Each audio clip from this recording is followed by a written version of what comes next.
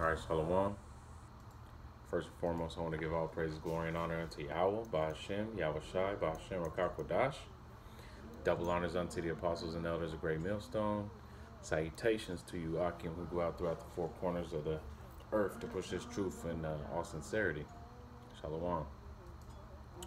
Another week in Babylon. Another week to suffer for Yahweh Shai's sake. You know what I'm saying? And show ourselves approved to the Most High Yahweh. But I was watching the brother Malcolm's video from Great Millstone, Chicago, and he did a video that had a clip of D.L. Hughley getting into reparations, and he was talking about some Italian Americans that got reparations for a mass lynching in New Orleans. So I had to look it up, and when I found, this said Italians, first thing that goes off in my mind, I'm like, shit, that was Sicilians, because I know it was probably Jake. Guaranteed, look it up, they were Sicilian. And then you look at the pictures, straight up Negroes with afros. So, we've been scattered, and I'm going to get into that right here.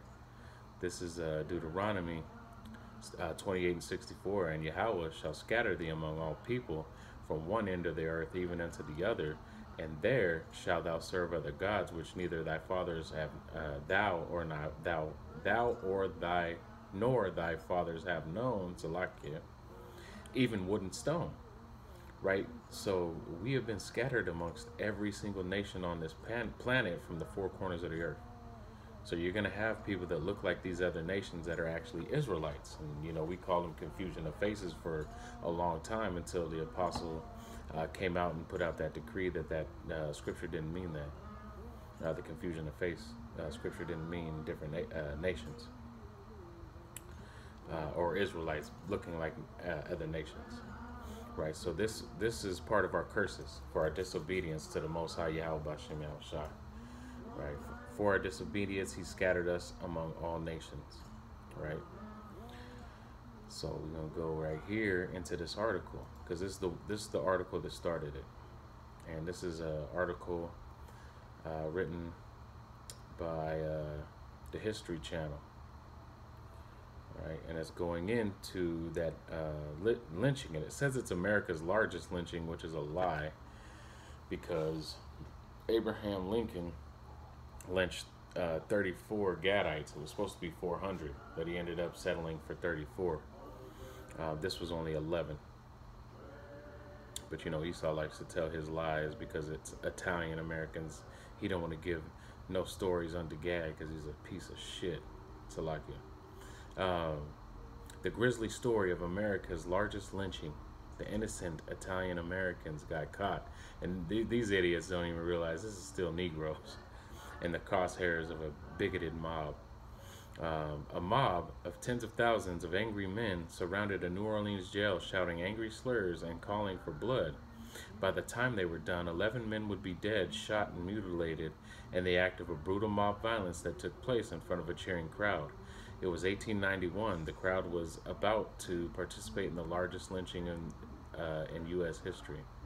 Nearly 5,000 lynchings, vigilante murders that included shootings, hangings, and other forms of mob justice were recorded in the United States between 1882 and 1968. Most of the victims were African American men, and also these were as well, so-called. But though the New Orleans lynch mob was driven by bigotry,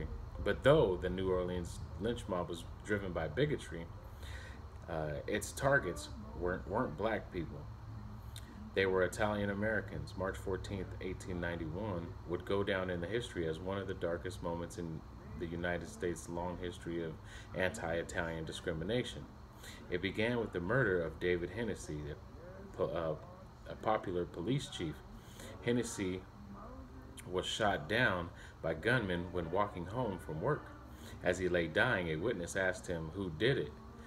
"Dagos," he reportedly whispered, using a slur for Italian. And that slur Dagos goes back to basically because they were migrant workers, and they'd come and they got paid as the Dagos, right? They didn't have real jobs. Whoever would hire these niggas for the day, so they were called Dagos. right? That slur was often in that slur was used often in New Orleans, which was home to more Italian immigrants than any other southern state at the time. Between 1884 and 1924, nearly 300,000 Italian immigrants, most of them Sicilian, moved to New Orleans, entering the French Quarter, nicknamed Little Palmyra. So brothers can read this, or people that are interested can read this article. It's a very good article. I mean, you got to spit out the bones because it's the History Channel, and they be on some bullshit, but it's still the information is still good, and the story still proves that just because you look like an Italian, what I'm saying, they knew who you were. What I'm saying, they still know who we are. They try to hide it, but they know. All right. So I'm gonna grab another scripture. This is James 1:1. James, a servant of Yahweh Bashem a servant of Yahweh and of the Lord Yahweh Shai Mashiach, Adawan Yahweh Shai Mashiach, to the 12 tribes which are scattered abroad. Greetings. Right? Let's read that again. James, a servant of Yahweh and of the Lord Yahweh Shai Mashiach, to the 12 tribes which are scattered abroad, greetings. Right? He's talking to all you Israelites that have been scattered, looking like these other nations. Greetings, right? That's what this whole Gentile thing in the scriptures is about. It's about the fact that the Israelites have been scattered and there's a calling back. There must be a falling away first, right? Israel had to go off before we were saved, and we had to be scattered. And when we went off, part of the curses, we were scattered. All right, here's another article, because not only are the Sicilians Jake, but also the Irish. A lot of the Irish are Jake.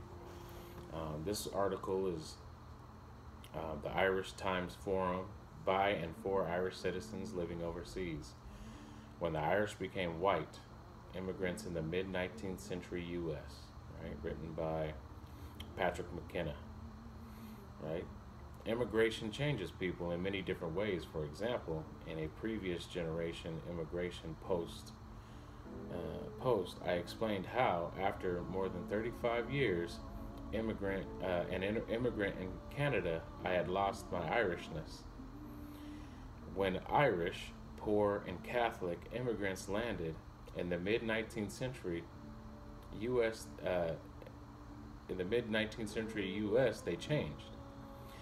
The jettison of the core of their identity, the long struggle for freedom, they joined in the oppression of the African Americans. Since I understand that this may seem controversial, please allow me to explain. Right, because the Moors held down a lot of time in Ireland and Scotland. The ancient word for Scot actually means black, so black land, Scotland. And the Irish, the reason they were treated as the Negroes is because they were of them, right? The southern tribes, Benjamin, Judah, and Levi.